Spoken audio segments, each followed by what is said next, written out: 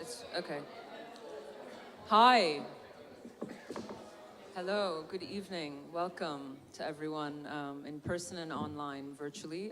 We are beginning. I meant to signal we are beginning for all of the audience online. Thank you for joining us. I wanted to thank the team of Tate Lates for their support in organizing all of tonight's events. Thank you all for coming. I also wanted to introduce we have with us a BSL sign interpreter whose name is Dee Simpson. We're very happy to have her join us. And I'm really pleased to have Saif and Tasnima joining us to talk about the Save Brick Lane campaign and their work with Nijjor Manush. I wanted to just begin, and my name is Sadia Shirazi, so I'm a curator here of international art at the Tate. And bear with me, I'm just unlocking my phone. But the panel, the reason that I had invited Saif and Tasnima to speak tonight was because I was interested in a kind of extending a more intergenerational conversation in relation to the work that you've all seen in the Turbine Hall by the Karachi-born British artist Rasheed Araeen. So you must have seen Zero to Infinity down there. We encourage you all to go and play with it. And we also have on the bridge component, you'll see a series of his publications. He was a very kind of interdisciplinary artist who immigrated here in 1964 and was involved in a variety of art projects, exhibitions, was also a curator, was a writer, founder of Black Phoenix, and also Third Text, one of the co-founders of Black Phoenix, and also Third Text, and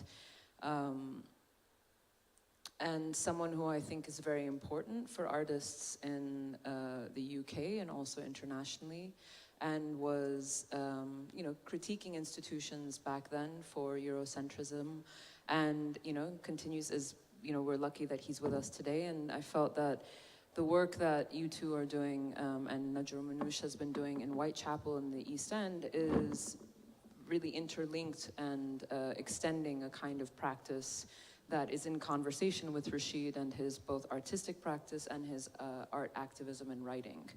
And so, yeah, I'm very excited for us to be able to bring that conversation alive as a kind of extensive living history that you guys are also part of. And you must have seen already the first image after the introductory slide was of a performance that Rasheed Araeen did. That subtitle is Portrait of the Artist as a Black Person from 1977. And that work was actually exhibited as part of Artists for Democracy, and we were all discussing how we're pretty sure that it was staged in the East End. And so there's also that link to the actual space of Brick Lane, of Whitechapel, and of the East End that links your practices and the work of Rasheed. And having given that introduction as to what the connection is to your practices and to the activism you've been doing around Save Brick Lane, I wanted to ask you all if you could introduce yourselves and also Nijjor Manush and tell us how you all became involved in this work and with one another and the other kind of members of the group that you've been working on and participating in the project.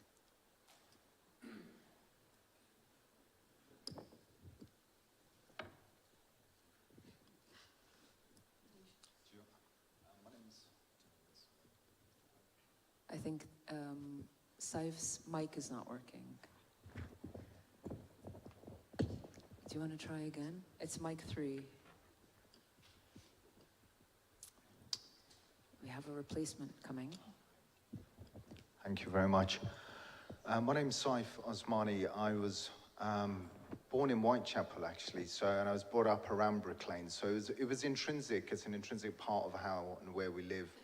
And I went to art school. I'm a visual artist, architectural designer, and I predominantly work and show in and around the East End. And I would describe my practice as being very socially engaged in a kind of very true form, not just a pop-up style one, but one that looks at rights and really campaigning for community groups.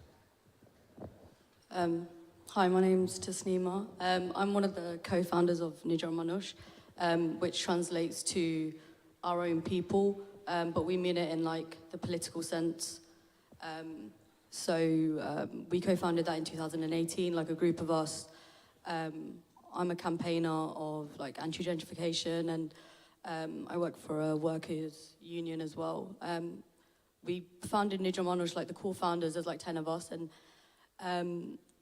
it was like in 2018, and we wanted to create a kind of radical space and a radical alternative to party politics and people just engaging with politics and with campaigning just through those lenses.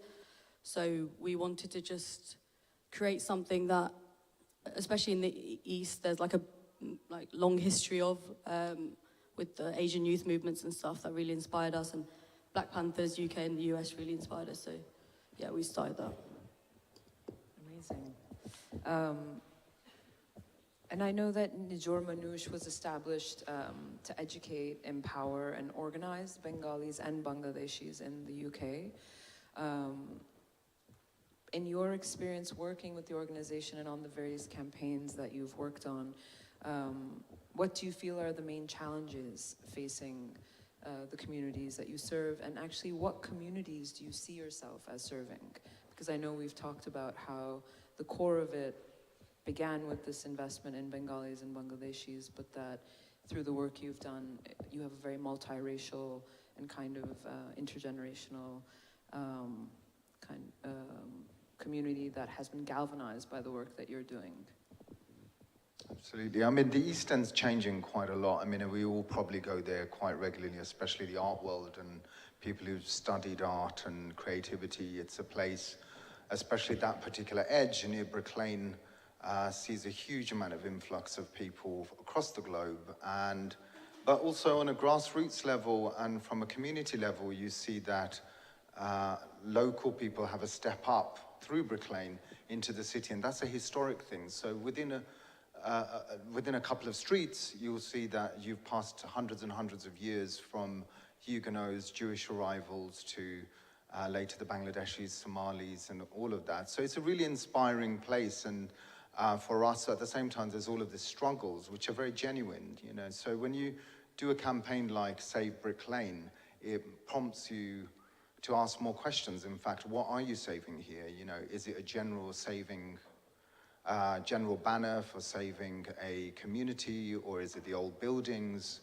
And so all of these complexities that were coming up through the course of the campaign, we had to deal with, and we had to address them through the work that we're doing. So luckily we were a hodgepodge mix in a way of people, and that works. Sometimes taking a one narrative view on something doesn't work. It's better to take multiple narratives to really understand something and come in it together, which is how Nijjor Manush and other groups, and the Spitalfields Trust, the Spitalfields Society, Bengal Eastern Heritage Society, and Preservation Societies all came together because we felt that the East End was ultimately under threat.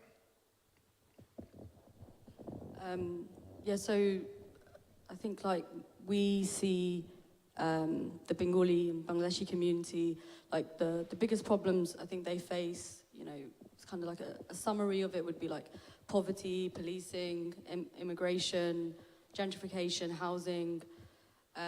But I mean, as a collective, we emphasize on Bengalis and Bangladeshis because we felt that there's, you know, in other spaces there's been kind of an erasure of our distinct history. But, you know, while we were organizing, you know, it's always been, you know, not just Bangladeshis, it's been anybody who's kind of interested in the liberation that we kind of are, you know, fighting for and organizing for. It wouldn't have worked with just centering or just, you know, saying Bengalis only. It's more of a focus, but it's always been, like, all of our events have been intergenerational and, like, multi-ethnic. I think we really focus on the idea that, you know, the only way we're going to get to the place where we want to be is to organize collectively across racial or class lines.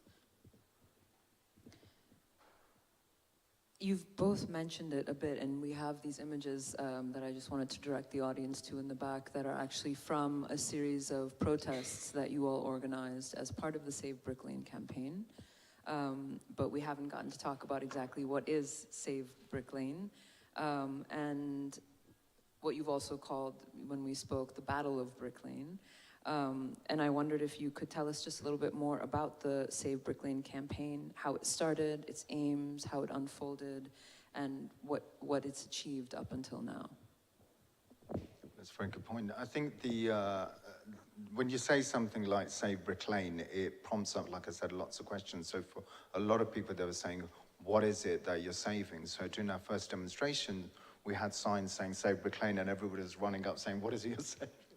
So by the second demonstration, we took people through a workshop. We took a lot of young Bengalis and people working in the media as well, through a workshop looking at the key issues. And what we realized is that essentially the community was under threat, not just on one level, that there was this development at the Truman Brewery, but actually it was much more than that. So it wasn't just social cleansing, tall tower strategy, the eradication of a historic core of England's inner urban environment. It was also the non-acknowledgement of ethnic minorities in a city. And ultimately we felt, and I certainly felt, a huge amount of sort of disrespect, I guess, and a kind of inner fuming energy about it. And when we came together, all of us, we decided that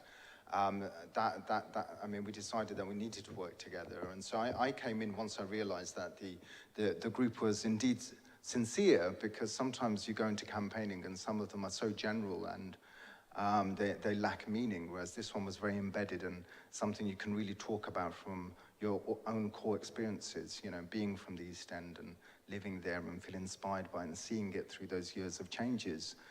You had to speak about it because nobody else was. So Nijjor Manush, we started, so that in about 2020 there was like separate entities, separate groups like campaigning and organizing against this development that was, that the council had already proved to go ahead. And this was like in the midst of a pandemic where the Bangladeshi community especially like faced some of the worst, you know, deaths, especially because they lived in multi-generational kind of houses and stuff. And East London especially was quite a bad like victim to it. So, you know, people basically reached out to us, local councillor and local residents, and I asked Nijjor Manush if we can basically make some noise about this at first. So in June 2020, we just put some kind of like email objections together, and we just did a call out, and it you know, it did really well. And at that time, it basically paused the proposal from going through until December 2020, which again we basically did a call to action for people to email objections again. And that time we got like an amazing response, like 7,500 people ended up like emailing their objections, and that was like a record for Tower Hamlets Council. So also at that time, I think Nijjor Manush as well, we kind of led other groups to basically come together. We thought obviously it's going to be stronger, organising against this one development together. But I think the course of the campaign has made us all realise that it is against one development, but really it's about the fact that, you know, especially East London, Brick Lane, Bangladeshi communities, working class communities have been on the receiving end of gentrification for, you know, extreme gentrification for years now. And gentrification is quite a hard thing to kind of organise against because it's like a gradual process. And you get all these lies fed to you as well about how it's going to be better for the community, you know, better buildings, etc. But what obviously happens is that local community gets displaced. So it was like you know, frustrations have been building for a long time. So that's what the Save Brick Lane campaign, you know, was basically. We created a space, especially for South Asians within London, but, you know, across the UK, especially Bengalis have been really involved in the Save Brick Lane campaign. But we're really against trying to resist and trying to reimagine our own neighbourhoods, our own cities. That's a beautiful segue to the next question, which was why spatial justice, you know, which you've described in a certain sense without using those terms, is so important to this campaign and to the wider conversation around the East End, and also how it's entangled with the question of race and class. Yeah, huge question, which is really relevant to somewhere like Brick Lane. The other day I was in Elephant and Castle, an area where South American communities, those who've been there will know about, who've been displaced, and what they've gotten in return is so little compared to what's actually evolved in the space. So if you look at somewhere like Brick Lane, it's actually evolved. You can't actually recreate Brick Lane. You can give a pastiche idea of it, or you can create an idea of Brick Lane, but you can't recreate that. And I think this is what we're saving ultimately. What we realize, we're saving hundreds of years in history, and on top of that, our own ability and our own desire to remain and to be acknowledged as part of the city. So spatial justice is really important, and it is not acknowledged enough in the built environment. I mean, I come from an architecture background as well, and what I've noticed is that sometimes in these consultations, they're very vacuous. All these photographs are taken, there's an ethnic minority person, and there's a zoom of somebody with a hijab on, or with a, more melanin or whatever. You know, the thing is, it's become farcical. You know, we have to deal with, firstly, creating opportunities for those communities directly, because this trickle-down effect of economy is not working, and you can see that through what happens in the East End and why so many large sections of our communities are still living in adverse poverty. You know, we felt the edge of what was the cost of living crisis, and prior to that, the COVID-19 issues. We really felt that, yeah, as a community, and to then be told that somehow, by the way, you're moving out of Brick Lane and your community are somehow moving out. I thought it was a step too far, really, for us. So we had to step in, and we're, in a way, we're kind of glad that we've had the blueprint of the previous generation. I mean, my parents' generation had fought for saving spaces during the race demonstrations in the 80s, 70s, and 80s, and we were working off really the bedrock of that. So we feel like there's a new generation. It's about gentrification sometimes, but it's also about other things. When you say the race protests, you mean the protests against the National Front, right? Yeah. Did you want to add something to that? Or I was going to lead you the next question. Okay. I was very struck by, when you shared these images and slides with me, just how incredible the posters were. And, we met at that fundraiser that you've done for Save Brick Lane, where I was also taken by these placards that you had brought into that space, where you had DJs and music that were laying against the wall with these messages: save the curry houses, save Brick Lane, stop gentrification. And so you're obviously working with artists, right? And you yourself are an artist. And I wanted to ask how that work with artists and creatives and communities have shaped and contributed to the campaign and the development of the conversation around gentrification, and why it was so important to you to engage visually and to organize, to have basically a visual scheme for various protests that you did. Yeah, so I think it was back when the first protest was going on. I think because of the overwhelming response from a lot of people, like on social media, etc., I think a lot of people find there's not always like a straight path to getting involved in like campaigns. It's not as easy, but a lot of people want to. So I guess I took it on to try and engage with, especially like the local artists, to create some posters and to basically feel like this is their campaign as well, because I think that's why Save Brick Lane has been like so rewarding, and also like loads of people have been involved because they have been there from the start. In some ways, like I've got all my friends to probably like create some posts or something when I couldn't be bothered to. Like everyone's been involved in it in their different ways, and I think with artists and musicians as well, again, we've found loads of ways that they can get involved. And I guess with organizing, like it doesn't need to be your skill. Like for example, like a lot of people are not community organizers, but a lot of people have their other jobs and their skills, and we were basically trying to find a way to bring them in, basically. That's why I think the fundraisers as well have done really, really well. I also wanted to signal, just for the audience, that when you see some of the images from the protest that Nijjor Manush did in Aftab Ali Park, that that you had decided to stage some of the talks that you had around a replica of a sculpture that's actually in Dhaka in Bangladesh that was a collaboration between an artist and an architect. And so it's quite interesting for me to see this echo of a civic monument that was erected in a protest in Bangladesh, a language protest, right, when before East Pakistan's war of liberation from West Pakistan, and then to see that in Aftab Ali Park, and then to see your work in the protests in that, there's like a nested resonance, both between London and Dhaka and also those art practices and your engagement with it, that I found kind of interesting. It's like a hidden reference just in the nature of the park and the community and that history, right? I mean, there's a lot of talk about curating communities sometimes, and we get a bit tired of it because you think, well, why are we not part of it? And what we decided quite early on was to use that as a backdrop, because the Shahid Minar signaled to the diaspora out there, whether they're in New York or in Detroit to Dhaka, that, you know, this was an issue that was affecting people across the globe. It wasn't just us. And these are complex things that are going to affect us. And Brick Lane's known for the curry house, but it's known for much more than that. There's a huge community infrastructure there as well. And I know you have an upcoming court date and fundraiser, and I just wanted to also allow you guys to plug any ways that the audience here online or other people who are interested in supporting your campaign or getting involved, how can they support and help you all? So under Crowd Justice, we're raising funds to take the issue to the Supreme Court now. So we've still got £10,000 more to raise.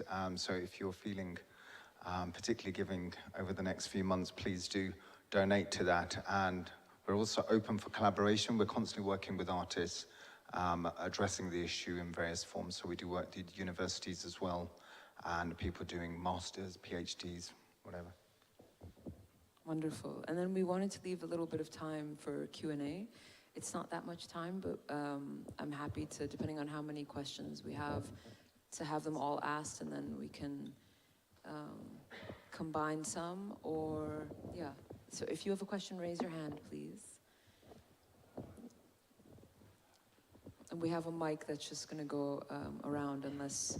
Hello. Hello. It was great to hear your chat. And I'm actually from Japan. I moved to Bethnal Green from Japan like a year ago. But my gym is the pure gym in the shortage. Like, that is where the Bricklane is. And I genuinely didn't know what is happening. And I genuinely didn't know the Bricklane is the curry, like, culture, the Bangladesh and the Indian place until now. For me, the Bricklane was just really cool street. People is like really nice way. Big bagel shop 24/7. That was my stereotype. But now I'm facing the issue, and I want to do something about it. If so, what would you suggest, like, as foreigner, if we live in there, what can we do?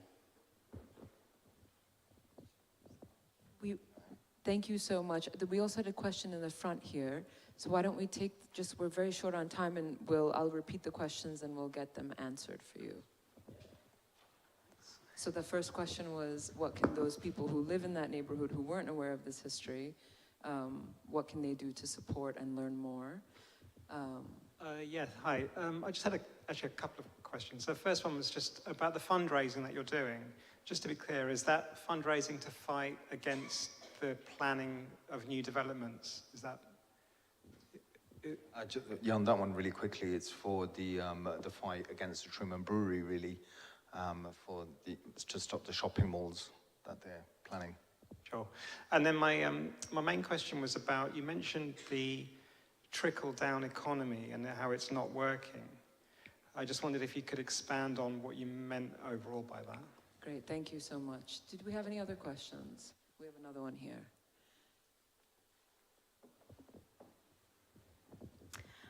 Thank you so much. Can you tell us, like, what some of the main barriers that you're facing at the moment?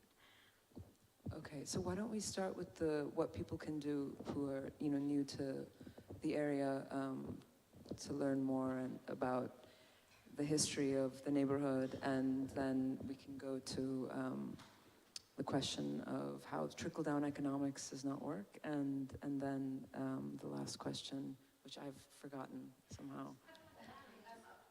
I was just asking, like, what are the barriers that you're facing at the moment? And what other barriers you all are facing at the moment? So first question. I mean, it's really good that, you know, even now that you know about it, it's never too late to help and support. The campaign is still ongoing. Save Latin, I think, took about 12 years maybe to win. So I would recommend following probably Nijjor Manush on Instagram, and just because we post a lot about basically events that are coming up. Saif does a lot of work on the East End markets, etc. I'd also say if you can, maybe visit one of the curry houses to eat there. Mohib's is really good. Yeah, I mean, you're right. East End, again, we're seeing the East End change so fast that it's almost that the Banglatown identity is still there. We've still got a sizable amount of curry houses, but in a way, it was a victim of its own success as well. That the success of Brick Lane and Banglatown, when the closure of the leather factories and other sort of small workshops started happening, signaled that there was South Asian presence here in the East End, and now everyone's fighting for the crown to be curry capital of the UK, and Brick Lane is probably seeing a different influx of different types of shops coming in, and different types of restaurants as well. So I would actually say the curry houses on Brick Lane are probably quite retro, actually. They're probably in style much more British curries, probably slightly colonial in that sense. But I would advise people to still go, obviously, to support the small traders there. And also, once it goes, what's coming up in its place is quite worrying, because if the infrastructure isn't there for communities, I'm concerned by that, and also the eradication of a community's input in that area as well. There's not enough safeguarding in terms of public policies, and we're talking about economy and the trickle down. Sometimes there's so much promised at various levels, whether you're looking at the financialization or the financial help, but people don't see that on the ground. So, I mean, we met communities who are living around Brick Lane who didn't know about any of the plans for the Truman Brewery, and yet they're bringing up the next generation of their children, and they have less access to Brick Lane. So the Brick Lane story is a working class one. And the fact that that's shifting needs to be addressed, and the Save Brick Lane campaign has brought that up, definitely.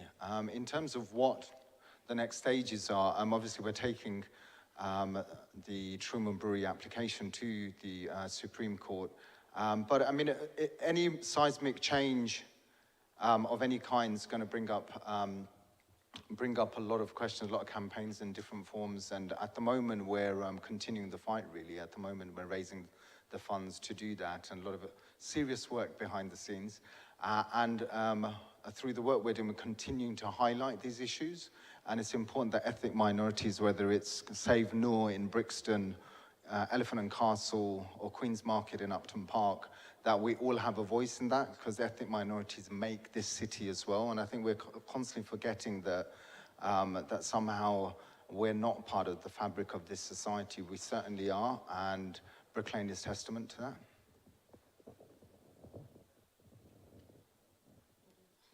I want you to say whatever you'd like to say. Actually. I'm going to leave the trickle-down question for you. He kind of addressed it. Oh, did he? He did address it. He did address it. Okay, yeah, he addressed it. Okay. In terms of barriers, I feel like we've faced loads of barriers since the start of the campaign. Like from people being paid by Truman Brewery to lobby restaurants, to getting like AstroTurf campaigns against Nijjor Manush and things like that. So when people are saying what they can do to support us as well, you know, Nijjor Manush faced like an AstroTurf campaign against us like in November, and what is an AstroTurf? So sorry, yeah. campaign? So I only learned about it the other day.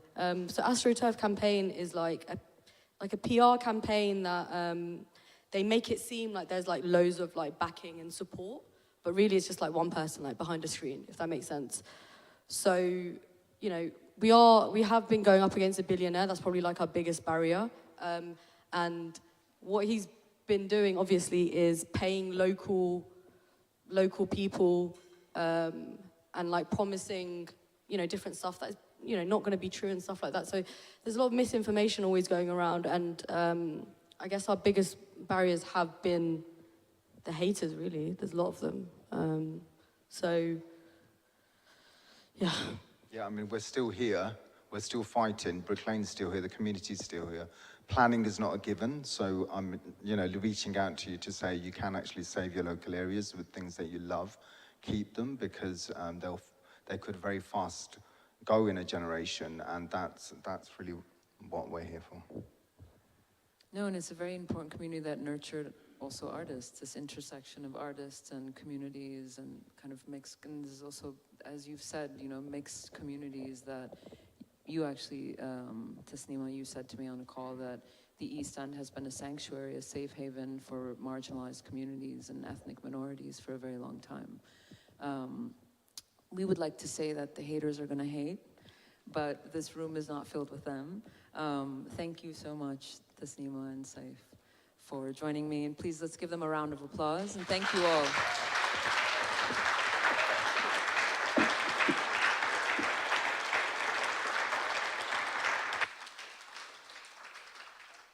I have to say that that's the end for our online viewers.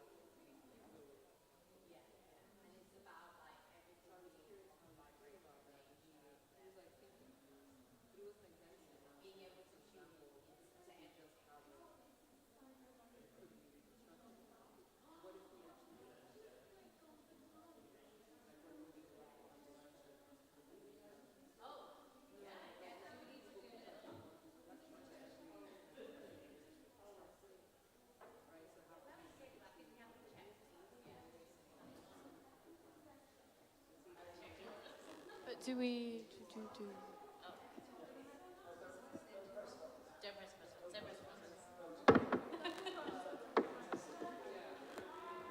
It's all good.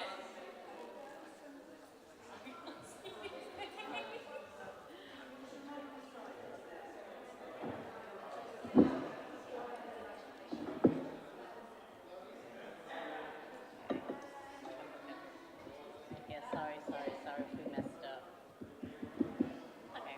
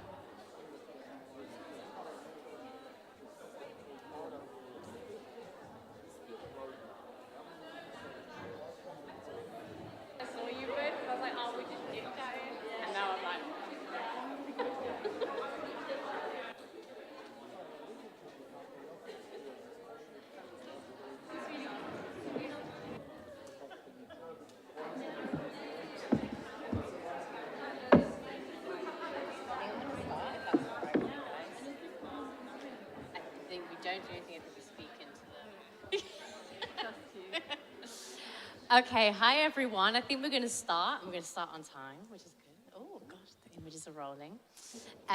Thank you everyone for joining us, and I hope that you've all had a chance to immerse yourself and participate in Zero to Infinity, which is unfolding downstairs in the Turbine Hall. And my name is Amrita, and I am an Assistant Curator of International Art here at Tate Modern. And I'm joined by Sahra Hersi and Rose Nordin, who are publishers and also collaborators who work particularly together at the site of Rabbits Road Press, which is in Manor Park in Newham. But we'll get to that in a moment. But I thought to begin, we should maybe introduce this idea of radical art publishing, which is the subject of today's talk. And so this particular idea for a conversation came from us trying to, or an attempt to distill Rasheed Araeen's prolific output and into a series of themes, but also into a series of practices. So one of the practices that have really influenced me and my personal work is his practice of publishing. So hopefully on level one, you will have seen the level one on the bridge, which overlooks Zero to Infinity. Hopefully you will have come across the fact that the artist produced a table that was made, or the structure of the table was made out of a series of lattice cubes, similar to the ones that you will have seen in Zero to Infinity. And on top of that structure, you will see a series of publications, some of which are publications that explore the artist's practice, some of which are also texts that have been written by and edited by the artist, particularly exploring and scrutinizing decolonial art practices in Britain and beyond. So two of those influential publications that I thought were quite interesting touchstones for this conversation, one that are both on the table, one is Black Phoenix and the other is Third Text. And sometimes people think or see Black Phoenix as a precursor to Third Text. So for those of you who are not familiar with Black Phoenix, it is a journal. It's subtitled Journal of Contemporary Art and Culture in the Third World, and it was a periodical co-founded in 1978 with writer, poet, and filmmaker Mahmoud Jamal. And when I was flipping through it in preparation for the talk, I was really struck by the founding editor's letter, and so I thought I would share with you a paragraph to give you a sense of the core values of the publication, but also the militancy in the messaging. So it is quite heavy, but you'll see why I bring it up. So he says, present-day cultural imperialism has its roots in Western bourgeois ideology and the concept of white superiority. The cancerous growth of imperialist ideology in the body of the Third World is, on one hand, progressively destroying the self of the Third World, its human identity and dignity, and on the other, there is a constantly developing antibody to get rid of foreign matter. He continues, the dialectic of this struggle must lead to the emergence of the Third World from neo-colonial wilderness, a black phoenix rising from white ashes. It is not a sentimental proclamation, but an identification of and with the force which can and shall transform the world. It is the recognition of the power of the oppressed to liberate themselves and the oppressor at the same time. So it's super heavy to think about on a Friday night. But as you can understand, the journals that he produced engaged in a very serious art criticism and theory, particularly in relation to Black arts movement in Britain and also beyond. But also when you flick through the pages, you encounter subjects as far-ranging as the analysis of the children's publication Baba, and its impact on the shaping of colonial imagination, as well as Mahmoud Jamal's own translation of Urdu poetry. So, but this journal stemmed from a period of time in Araeen's history where he was attending and participating in events instigated by Artists for Democracy. He was also solidifying friendships with other artists such as David Madala, and a period of time which really stood for him or represented a period of personal political awakening. So I'm interested to talk to you about what publishing can do in relation to that, and also in relation to solidarity and friendship. So this really brings me on to open out the discussion to you both.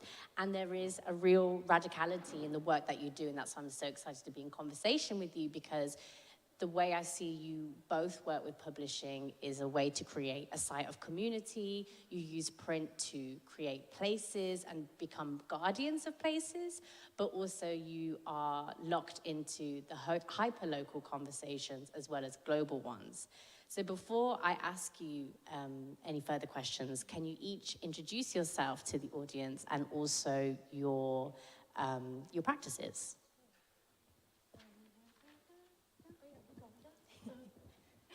Yeah, thank you for the invitation, Amrita. I'm Rose Nordin, and I'm a graphic designer and an artist with a focus on publishing as a creative practice. I started Rabbit's Road Press with my collective, OOMK, now 6 years ago, with Sophia Niazi and Hebele Mara. And I'm also kind of I'm a graphic designer and a book designer in my own right. I'm part of I established a small kind of press at Innova, so this was really kind of inspired by legacy of Stuart Hall and also artists and publishers like Rasheed.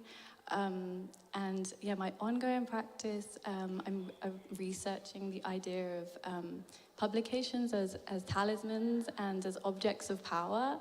I've been doing that for a year on a residency at the Jan van Eyck, and so it's really nice to be back local and to be thinking about how the press has been running over the years with and without the founding members, kind of like drifting through. And Sahra is very much present in the space currently and still.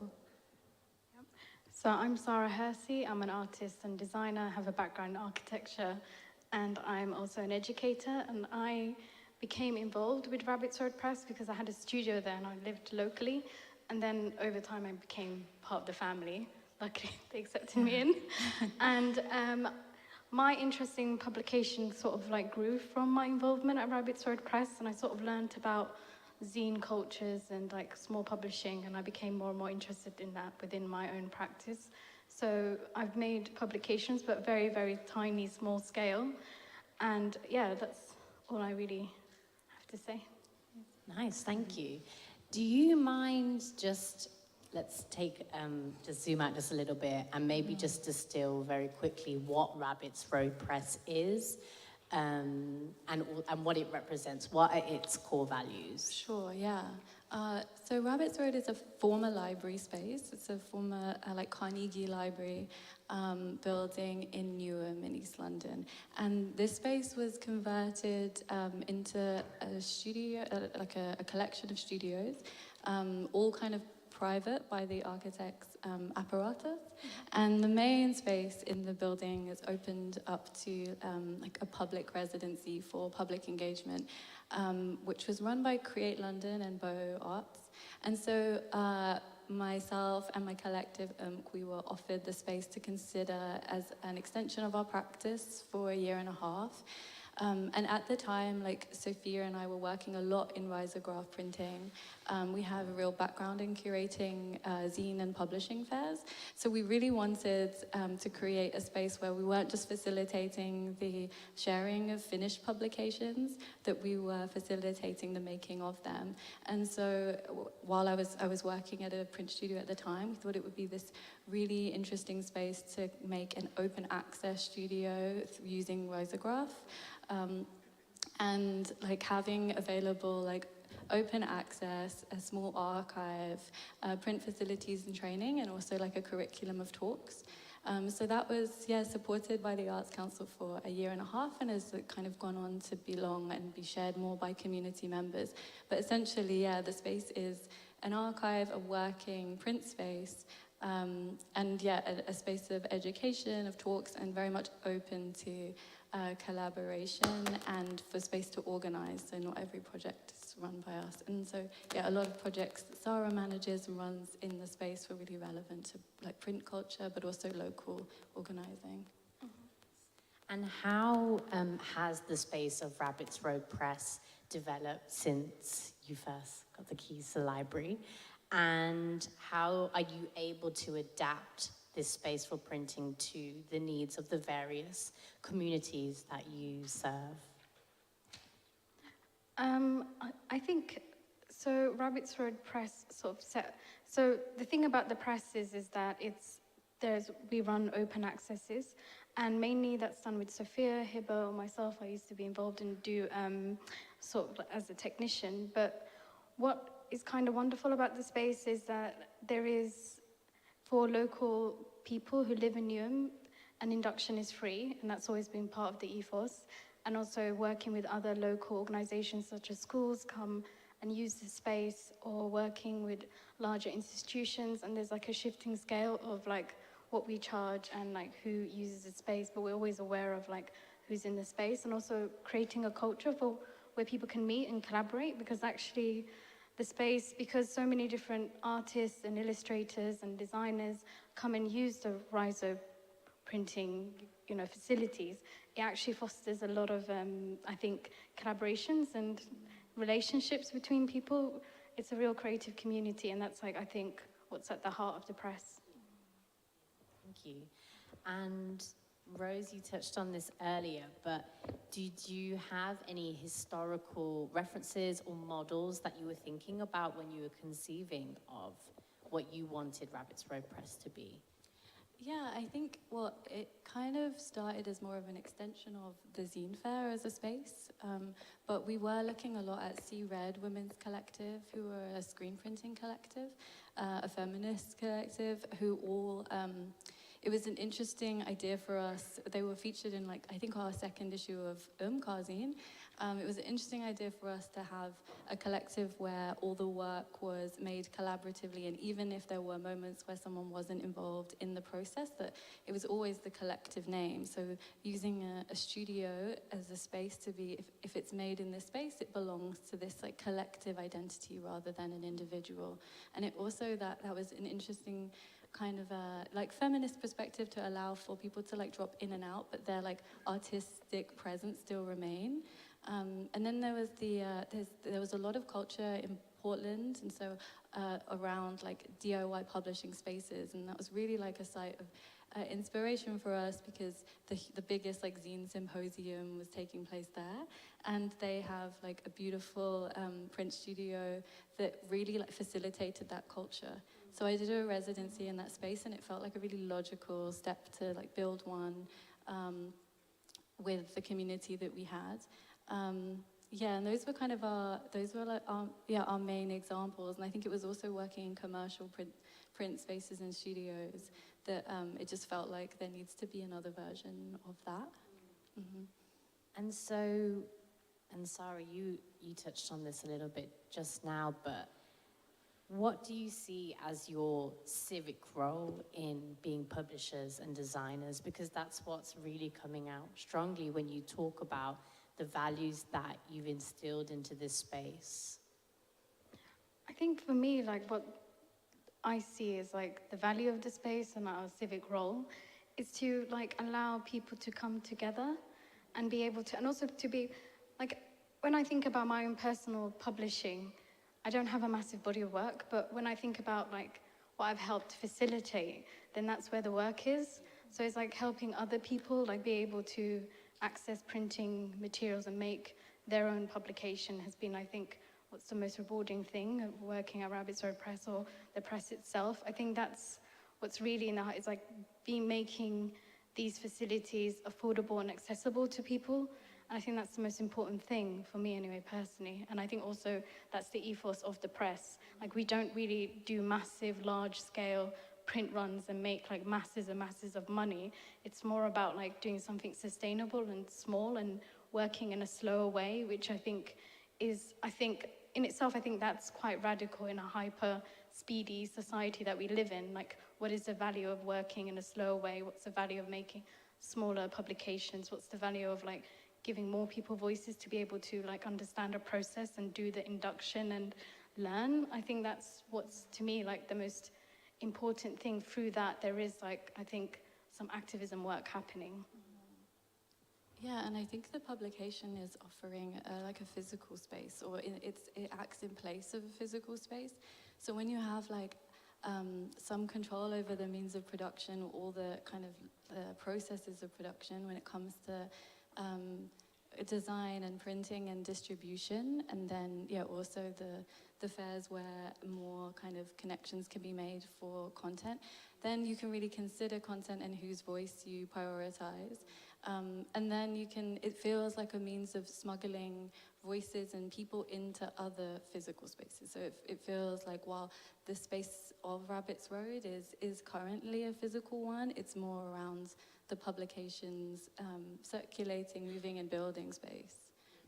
I was just about to say as well, another observation I had based on how you've been talking about it is that it does intersect with concerns of spatial justice, and that was the theme of the last conversation that happened on the stage just before we came on. And I was wondering whether you could elaborate on that. Before we came on stage, you were talking about, Sahra, your practice as an architect, and also I know you have done publishing with the community of the Queen's Road Market. And also I was thinking about, are you guardians of the library now that you occupy the space? How does that also work as well? Permanent Like, residents, I think now, because it's Create have handed over the running of the front-facing space where the Rabbit's Road is stationed. So now OOMK managed that, and Rabbit's Road Press managed that. So I guess not like guardians as in, when I think of that, I think of the people who run those housing things. But yeah, I guess, yeah, we're like, Create have handed over, basically. Yeah, and it's also like it's quite entangled with like development of the area, and it's difficult to feel complicit, but also to try to be useful in that instance. So the space is owned by Beaux Arts, and they have an obligation to the council to have public programming. So it gives us a space for as long as that space belongs to Beaux Arts now, which feels quite stable, and it feels like that building was a public library, and it has a purpose to have like public use. But yeah, there is this element of it's free for us to use because it is advantageous to this system of like rental studios also. Yeah, because Beaux Arts are managing the studios. It's quite, I think, kind of but it's owned still by the council, and then like that's how it works. But it's still like, I guess it's, what feels good about it feels quite long term, which is quite rare. And I'm hesitant to say that because I don't want to bring any bad juju because that's like very rare in the art world to have a space that feels wrong. Like maybe we shouldn't talk about it all. It's a secret that we keep in this room, and whoever's watching the video, like, don't talk about it. The lease is up. Yeah, no, we don't. Okay, so another thing that I think connects us back to Rasheed's publishing is this idea of the publication being a site of solidarity. And I think for me, when I was looking back at his archives, what struck me was just how transnational it was. And it made me think of, again, the fact that the publication came out of a period of time in which he was connecting with artists from all over the world, and they were all supporting each other's causes and campaigns through Artists for Democracy, at which he did a performance. And I like the fact that the publications marked a point in time in which he was politically awakening. And I was just wondering, what does it mean for you to use publishing in a similar way to communicate messages of solidarity, but also of friendship and kinship as well? Because that's also really strikes me about your work. I think when it comes to the like hyper-local, it tends to be these very close communities and this immediate response to needs, like Sahra was saying. Like you can, over time, there was more of a, it was handed over slowly for people to work. Sahra became a part of that family because she was local, because she is local. But when it comes to more when it comes to wider international kind of connections, it feels like the word, I mean, I'm working on a publication that has solidarity in the title currently, and here's a quote from Taishani. We're trying to work in solidarity with occupied people and places, and speaking to Palestinian artists and trying to make physical space in London and in the art world through publishing for Palestinian artists. It's been a difficult and heavy responsibility, but also a real opportunity to learn, to dismantle that word and to consider what is useful. And again, it feels like a lot of it is to do with space and offering not directed kind of content, but real open space in these physical publications, and with the intention of healthy circulation, so it not being ever that a publication's made to sit in an archive or in an institution. And then if it is to sit in an institution, it's being delivered directly to the director of an institution who has not engaged with these ideas, when it's funding and how artists are treated in the context of occupation or colonization. There's a lot of kind of wider conversation or allyship around it, but when it comes to the details and the actions of it, how do we get those conversations going? And I think print feels like a very gentle way, but also one we can refer back to over and over again. That maybe you can't in an Instagram post, or what do you feel? Yeah, I would totally agree with that. I think it's really important to kind of hold space for solidarity, to kind of for people to come together, for organizations who are activists to have access to printing. We've done that with, I guess, Migrants in Culture, Palestinian Solidarity, other organizations, lots of different things that we've been interested in helping to facilitate into space, and that's been really great to see. And I think what's really important is that, because I guess it comes down to the question is does what you do, how much of a reach does it have? Because I guess a lot of projects, if you're an artist or designer or anybody who's has funding, you have to tick off some box where it's how much reach did you have? And I'm really starting to believe, and I've always actually believed, but I'm feeling more confident to say, is that for me, it's more about quality than quantity, and also that things actually take time, and it takes time to figure things out, and it takes time to print things, it takes time to read for a book, it takes time for things to settle in, it takes time for people to have conversations. For me, it's not just about creating a space for debate, but it's about creating a space to be able to communicate an idea or a philosophy, or that people can have access to, and creating a space where people feel safe, or creating a space where like-minded people could come together. And it's those things that are unmeasurable or quite fragile, that spaces that community-run Riso printing presses can do, because they don't have the same pressures as large-scale money-making publishers who are interested in what sells, but it's more about for us, it's do you want to print? Yes, we have some time and some space. Yeah. What's also great about the experience of going to Rabbit's Road Press, which I hope after this talk you all take the opportunity to do, or to attend a workshop there, is that you put everything on the wall as well. So you walk in and you are literally walking into a print archive. I feel like I'm totally immersed in every single campaign that you guys have been connected with or have supported. So there's also that process of live archiving, that connects to your mode of publishing that is so unique. But I think we should open it up to questions of the Q&A. We have about 5 minutes, so sorry about that. But does anyone have any questions? We have one in the front row.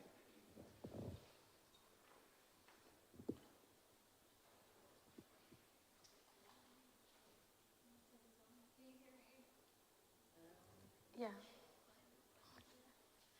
We can hear you, and then I can repeat your question. My question is, why print for you guys? Because there are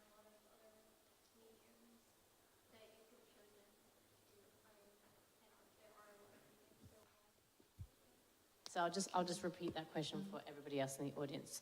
But the question was, why print above all media for you?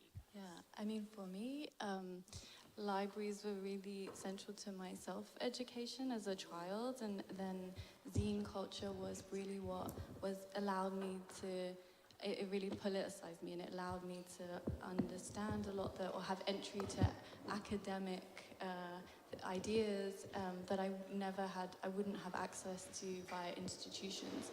And so it feels like it was my way to connect and to learn, and so it always felt like an autonomous space. So to develop skills to produce publications felt like the primary way I could share and allow for like development and like dissemination of any ideas that I wanted to support. Yeah, it didn't. I mean, we were all kind of on Tumblr at the time, and it felt like we were all like printing off the PDFs, and it felt like, we want to, like, I think that there's also an element of wanting it to be like, yeah, you can share it in multiple ways and happen upon it. But yeah, it was my education, so it's the most precious source to me, so I wanted to reproduce that. For me, the answer is, well, I have a background in architecture, so I was never a graphic designer or publisher. I didn't do it. I sort of was self-taught in a way, so I just kind of made it up. So my attitude is like, why not print? I'll give that a go. So that's kind of like my thinking behind how I got involved in printing.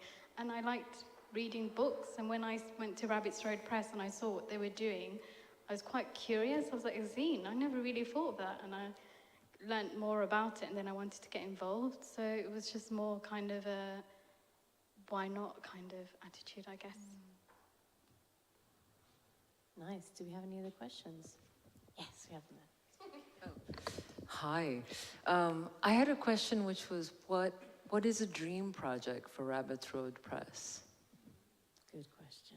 I think what it serves is exactly the dream. You know, it's doing what it's supposed to do, and it's more about it having sustainability and continuity. Like, as individual artists, I think we have dream projects and we have ideas we want to play out, but the actual running of the space feels like it feels like the dream. Yeah. It really does. I have to back that up. Yeah, it does feel like a dream, and I would like the dream to continue. and the other thing is that for me, I would like the dream to continue and like grow stronger, because I guess at the moment we are facing a lot of cuts, and it is tough out there for, as I'm sure many of you know, being an artist and creative. So it's been able to have more open accesses and make it continue to be accessible for local people and free. So that to me is the dream, is just to keep dreaming, basically. Yeah. I think we have time for one more, right at the front here. I was wondering what the kind of stages of the process are like in terms of actually creating a publication, and how long does it take, and how many people are involved in the production process, and things like that. Yeah. I mean, that can really depend on what your intention is, like what you want to make. I think what I really like about zine culture is this like immediacy. But then, yeah, the publications allow for what Sahra was talking about, like giving yourself time and space, and sitting with like every word in a really ritualistic way and absorbing it. So really, it can take like, yeah, an hour workshop at the Tate to make a collage zine downstairs. Or you can like, I've spent 2.5 years working on one book, and I consider all of them like a different type of education, different type of relationship. Yeah, there is no one formula, basically. So it's like really difficult to answer that question, because because I have a background in architecture, and there's a lie where it's like from an architect draws something and then it gets built, but it's so messy, and then I veered into the arts, and it continued to be really messy process. Then I went into printing, and it's still messy. So I would say that it's really hard to answer that question. I guess it's like as long as it takes you, and to just kind of be okay with that. And if you have funding pressures, like write an email and be like, I need more time. That's the only advice I can give. Okay, well, I think we should wrap up there. Thank you all for joining us, and thank you, Sahra, thank you, Rose, for all your insights.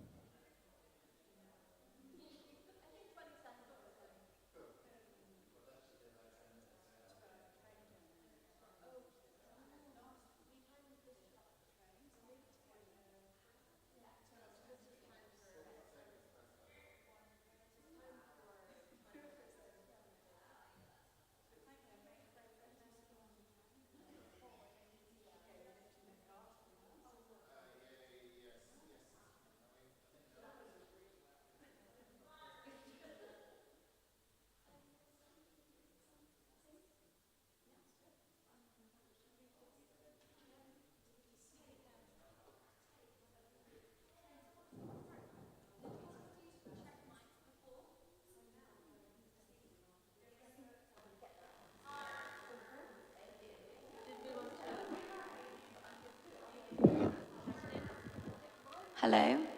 Hi. And mine's good, yeah. I think that's. I'm not.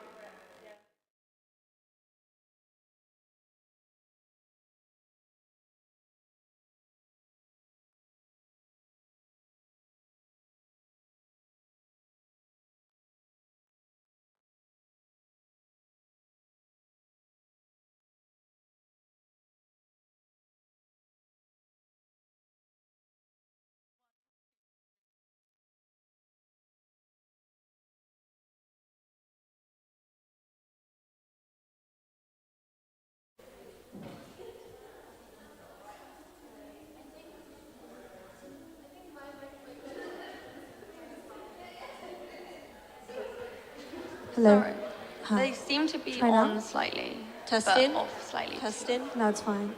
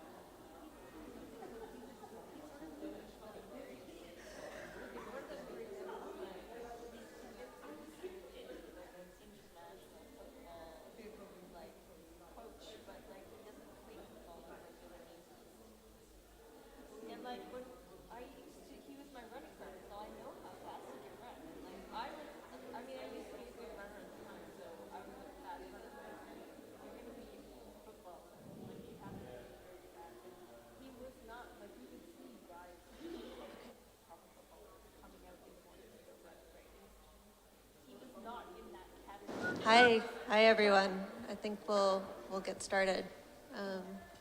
Thank you for coming. My name's Kylie Gilchrist. I'm a PhD student at the University of Manchester, and I've had the privilege of writing about Rasheed's practice for the last 4 years. And I'm really happy to be in conversation with Bethany and Daniela this evening. Hi everyone, hope you're all well tonight. So I'm doing the exhibition studies, MRes at CSM at the moment, just on summer break, as well as Daniela.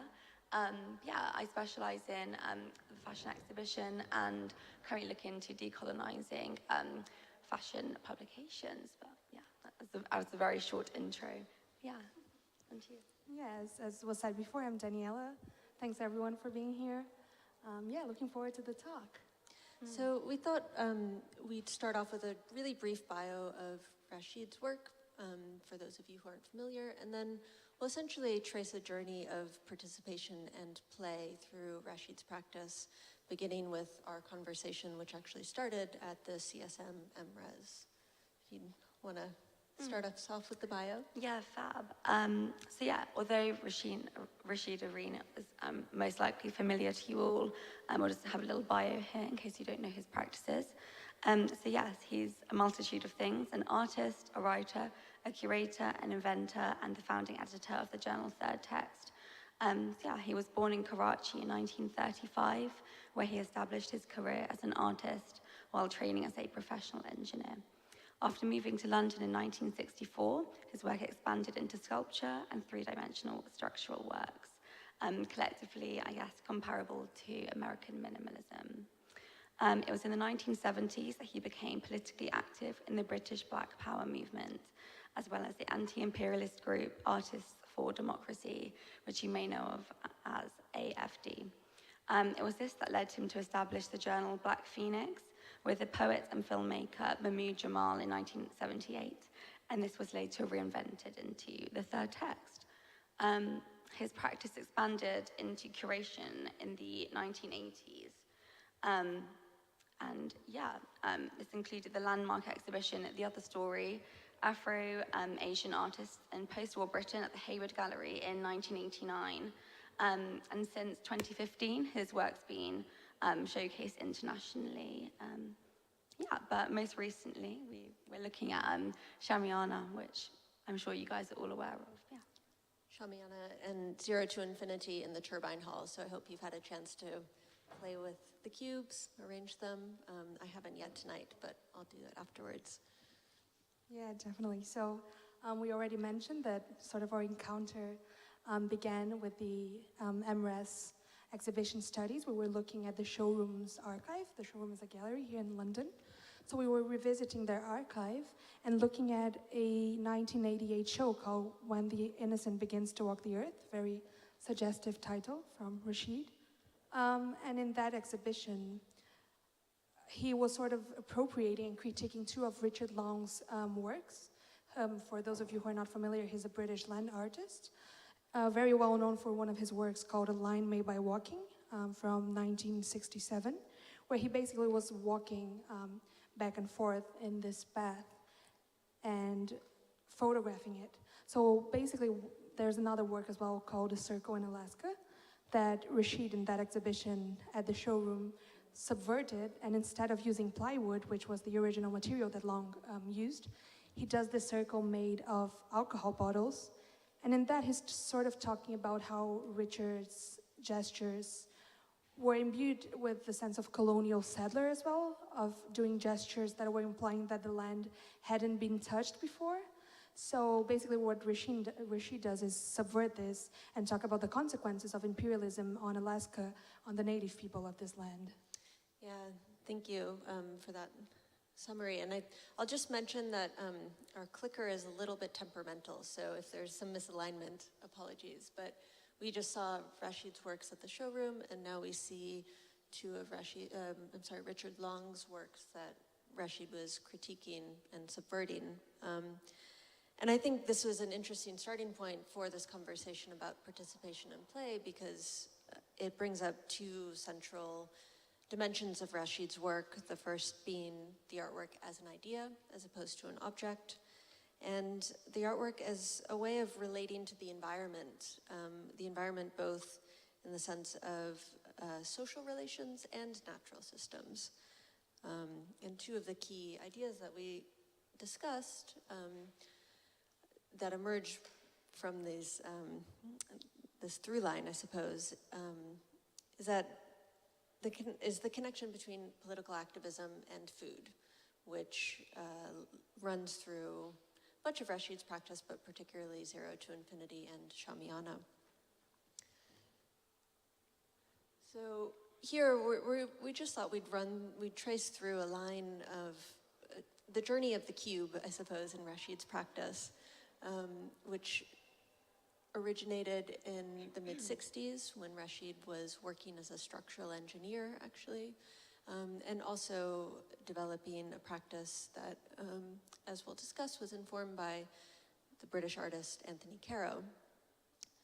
But there's also an earlier genesis of these works, which traces back to his time as an artist in Karachi. He was a self-taught artist and studying as a professional civil engineer. And here we go. So he architected houses for his family, which we see a section of here, a window grill that he designed. And we also see some of his earlier paintings. This is a painting called Agh, or Fire, in Urdu.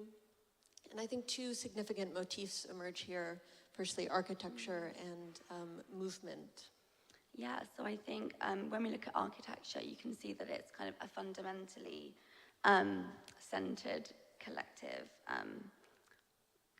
experience, I guess. So architecture brings together these like multiple people. It brings together so many different elements and kind of supposes this organization of a shared life, which I really like. And I think it kind of instigates this idea of constant change and transformation as well, which I think is a fairly obvious theme of fire as well. So, yeah. Thank you. Yeah. Here we just have a brief view of a classroom at Central St. Martin's, actually, where Richard Long studied and was taught by Anthony Caro, who, as I mentioned, was a touchstone for Rasheed's early sculptural practice. But there was also another less attended to genealogy of Rasheed's sculptural practice and Zero to Infinity, which we see here.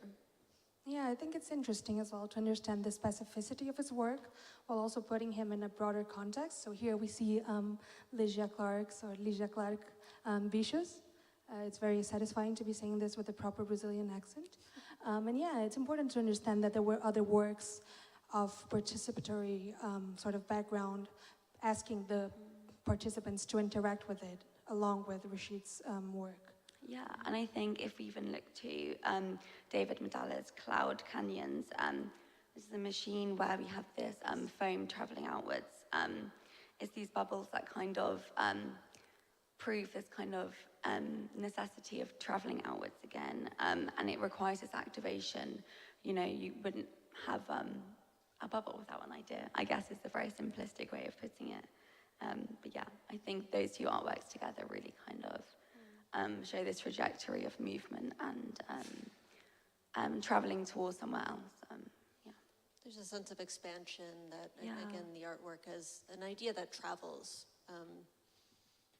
outwards from objects and across geographies, I think, as we'll turn to shortly.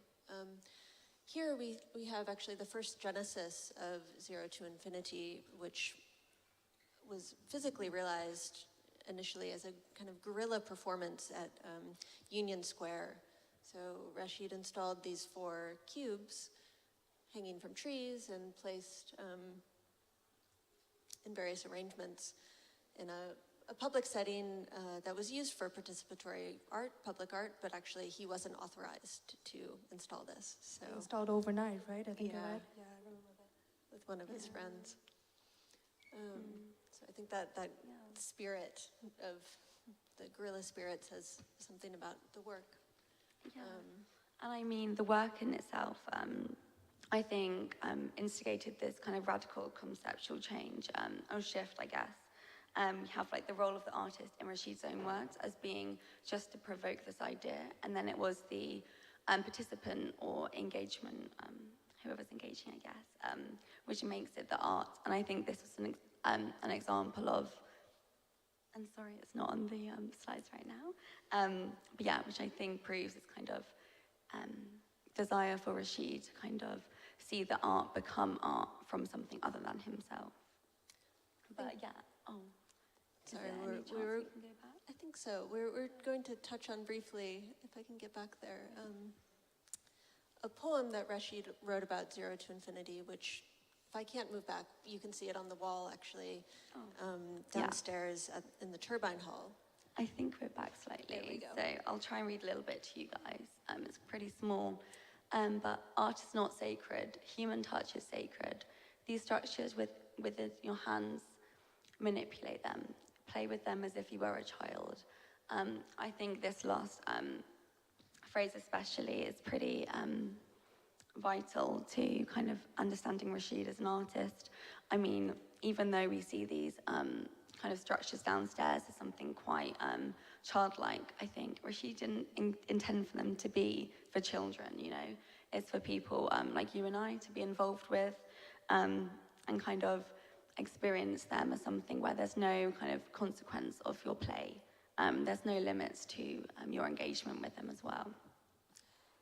Yeah, I think that's a fundamental point, that the return to this freeing of inhibition, this return to a childlike sense of play, is for adults. I think that's a key aspect of Rasheed's conception of the work.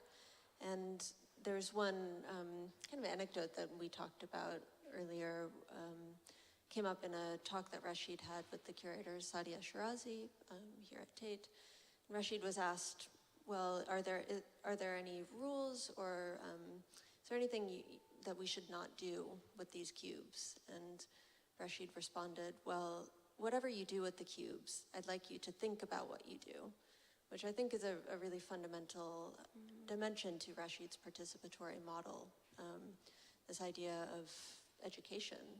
Yeah, I think we did talk about that a lot, sort of what could the role of education be in art, and what could the role of art be in education, and as well, how can it change the relationship of people with the space they're in? I mean, it's not, right now, Zero to Infinity is presented here at the Turbine Hall, and it creates a whole different relationship to it, right? But if it was maybe somewhere else where you couldn't interact with it, obviously the relationship would be different. So there's a certain aspect of teaching, in a way, of pedagogy in his works. Absolutely, and I love that, you know, we came together first in the class and are returning here.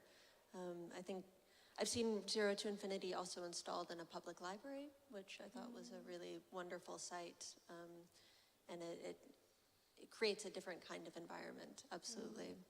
Yeah. I think now we are going to move on to some other works in which participation and play emerge, focus more on the environment, so. Yeah, so here we have chakras. This, I guess, is a key connection between participation and play. But chakras kind of was a piece of work where Rasheed encouraged people to throw these discs into water. And I feel like even just the word throw, it feels very kind of personal, like it feels like we're given this agency to engage them how we want to. And I think in the art world, it's rare that you can actually do what you want with something. So, yeah.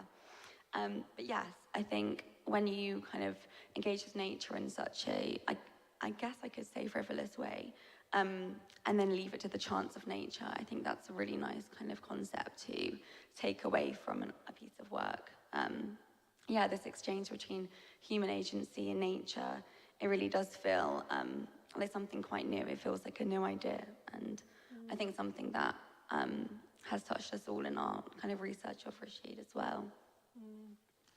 Yeah, I think one of the key ideas we talked about was chakras. I think maybe two key ideas. One is the way that the participant comes into a new relationship with their surrounding environment, the natural world, but also I think, as we'll see, the social world, and the international dimension of chakras. So yeah, the work.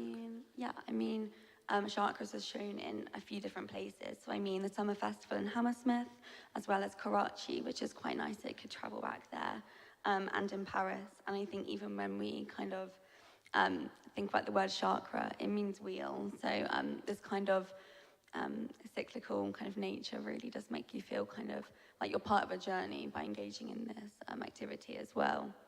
So yeah, I think it's also a reminder of this rejection in Araeen to kind of have art that's static.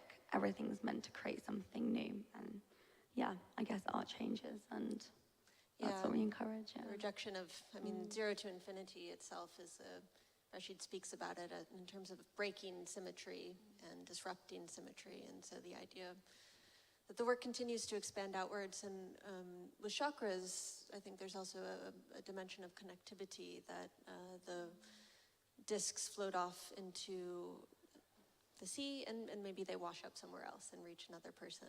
And so that model of a kind of networked but also slightly unpredictable connectivity, I think resurfaces in Rasheed's publishing work too. Yeah, I think in a sense it also links back to Zero to Infinity in the sense that there's an element of unknown. So you go there again to what Kylie was saying, you don't know what people are doing with the cubes, right? And there's an element of uncertainty that you have to accept and welcome into it. Absolutely. I think we were going to move on to look at another work engaging the environment, if I can get there. So I'll just start off, we'll arrive shortly. Rasheed also essentially invented a concept for a work called disco sailing. And I think this work is quite interesting because it emerged as a proposal for a work, and then it was also a patent. So there are these devices that Rasheed innovated where the participant stands on a circular disc and wears a cape, that's a sail. And before he physically realized the work, he actually patented the device, which underscores the significance of the artwork as an idea, a blueprint, a plan. Yeah, and I guess really just returns to his kind of, I guess, originating kind of story of this engineering and kind of what inspired him and what kept him going, as well as doing his artworks. Like, I feel like one without the other wouldn't quite be a whole. So, yeah, I often think of Zero to Infinity as a kind of a training for other people to become engineers in a way, to construct the world around them. So I think that's I guess I'll add that to my list of what I can do.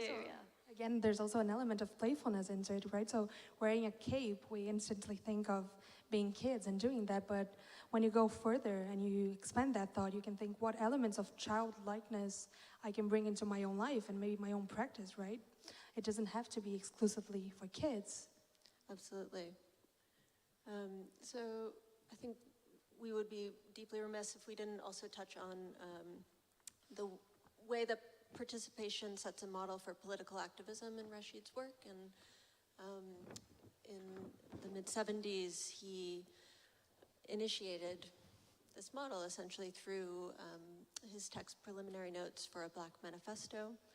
And the text was written after his role in the Black Panther movement and also during his time as a member of the group Artists for Democracy. And the statement essentially called for, well, it was many things. It was an anti-imperialist tract, it was a condemnation of institutional racism, and it was a call for a collective act of constituting a third world avant-garde, essentially, in the terms he used. So it called people to submit works that would in themselves actually become the manifesto. So he writes the preliminary notes. And I think this text was then published in the journal Black Phoenix, which then became Third Text. So it really sets a model for Rasheed's publishing practice and building an alternative infrastructure, building an alternative conversation. Yeah, I guess there's kind of a baseline to this where Rasheed is transforming his kind of participatory methods into a political tool. And these kind of social relations and kind of engagement with the people around us, they're really forming a potentiality. And yeah, that feels really exciting to me to read that sort of thing. I like that you brought in potentiality because we discussed with earlier this concept of zero and infinity, right? And that one key element of participation is creating sites for potentiality to come into being. I think we wanted to touch briefly, there we go, on Artists for Democracy as well. Yeah, so talking about Shamiana again briefly, the idea for it actually came way before with Artists for Democracy, where Rasheed would actually cook meals on a Sunday and he would sell it for a very low price to raise money for the group. So what I like to think of in terms of that is that before it was actually a political act or an artistic act, it was a response to a very real reality that was the lack of money, and that also came in our conversations regarding many of his exhibitions. Absolutely, yeah. So Shamiana out front out of the Tate has this very long history that traces back to Whitfield Street, where Artists for Democracy had its You've physical been space. a few times, haven't you? Shamiana, Yeah. yes, yeah, in multiple iterations. I actually went before this talk, so I'd recommend it. The food is very good. Well, I don't think there's long left to visit the current one. But. Oh, it closes this weekend, I think. But you're going tomorrow. I'm going tomorrow. I know. We're going tomorrow. I feel slightly left out, but that's fine. I should have thought in advance. In our kind of concluding moments, we wanted to look a bit at more contemporary works, works that were conceptualized more recently, I suppose, that continue these themes of participation and play. One being Rasheed's work, Mediterranea, a conceptual proposal. Yeah, we're bringing up a lot the word conceptual, but again, I think it deals with what we were talking about before around imagination. So it's basically a conceptual project in which he proposes a geopolitical union of the countries that are around the Mediterranean. So making new connections between Africa, Asia, and Europe, basically. Yeah, we've got another kind of poem manifesto here, echoing the form of the earlier poem manifesto about Zero to Infinity, and indeed also Black Manifesto. I just thought about it now, but if you look at these lines, they sort of remind me of the lines from the cubes. Looking at the diagonals, nice. Yeah, absolutely. Just leaving it there. Yeah, I think that proves that this work is I'm sort of seeing ever-changing. cubes everywhere now, but yeah, able to continue manifesting. There is one image that I don't have on this slide, this presentation, where Rasheed does draw a kind of geometry over the maps. So I think that's exactly right. Yeah. He's kind of geometricizing of the world. Yeah. Oh, you like that? But yeah, I think there's also a kind of a core idea behind this project, and it's that I guess imagination is trans-individual. You know, it doesn't belong to a person, a place. It's kind of something that's always fluid. It's always moving throughout places, geographies, histories, timelines. And I think it's something that, you know, it's hard to map. And I think sometimes looking towards these geometries or looking back to the past as if the initial kind of structures of Rasheed might be helpful in that sort of context.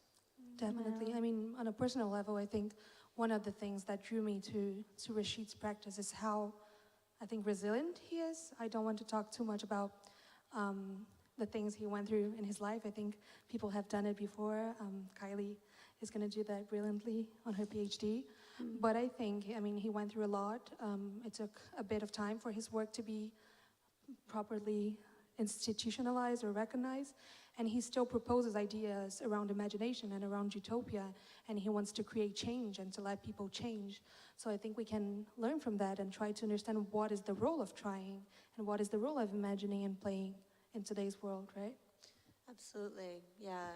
I think this question of utopia is really apt, and the question also of what kind of models is Rasheed's practice setting for contemporary practice, both artistic curatorial practice, but also political practice.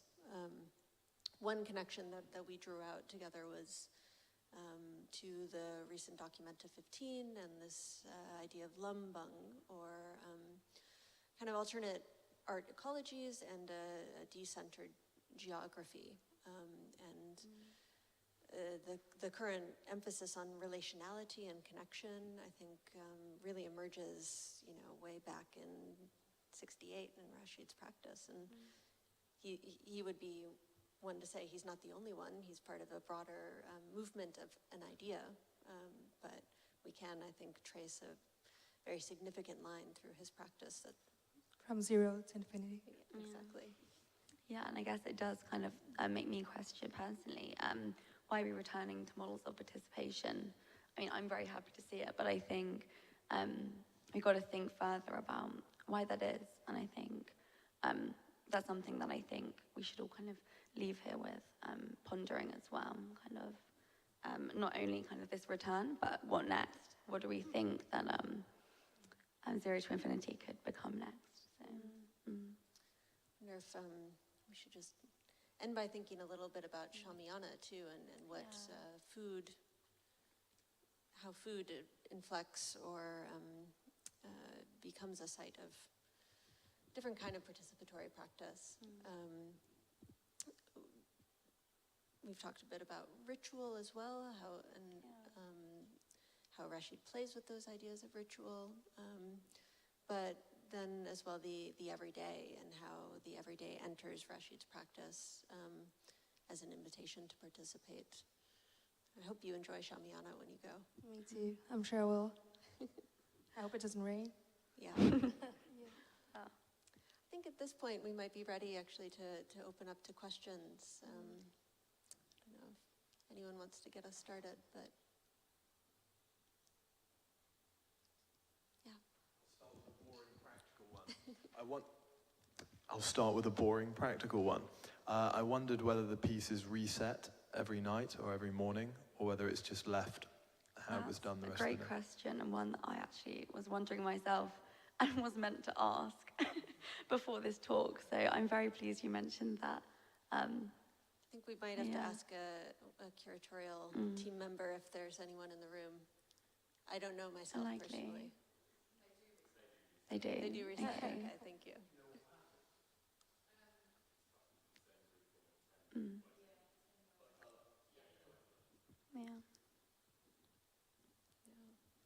I don't know if that's disappointing or good for you, I guess. I'd quite like it to be left, but yeah, I'm sure we all have our own feelings surrounding that. I've been wondering if a cube might wander its way through the building and end up in a different We could do that. Well, I don't know, they might not be allowed. No, probably.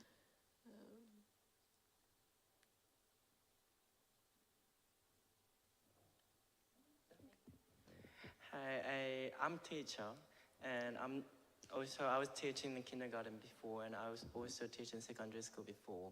And a play-based learning is actually really good for like kindergarten. So kindergarten kids always praying, but the grade or like they're getting the age like older and older, play-based learning is getting a bit tough because they have to learn specific things all the time, and it takes so much time. And so as adult, I guess, like if you go downstairs, lots of kids is playing around. But I think adult or like getting older, there's some boundary to actually start praying. What would you say, what is the like specific boundary that we have facing to not praying much? I mean, I think we did talk about inhibition before, so I would say maybe shyness. Maybe I think as we grow older, we grow more self-conscious, and we think, I mean, I think that's one part of it, the personal part of it, but maybe there's also what we have learned and internalized around the etiquette of the museum. So I think it's very hard for us to know when you can actually interact with the work. I remember I was with my friend in Magba in Barcelona recently, and there was this artwork that was sort of blocking the way, and the only way to go through was stepping on it, and still we were like very reluctant to go through it. So I think we have all these conceptions about what you can and cannot do in the space of the museum that sort of stop us as we grow older, and obviously when we're kids we don't have those as present, maybe? I'm just going to mention where I first kind of engaged with Zero to Infinity, just because it reminded me of a lot of what you just said. So it's last year I was going to the Venice Biennale, which I could never say right. And yeah, I think it was looking back at the 2016 one, and there was no option to go around. You had to go through Zero to Infinity. I remember you said that. And this just like struck me as like very similar.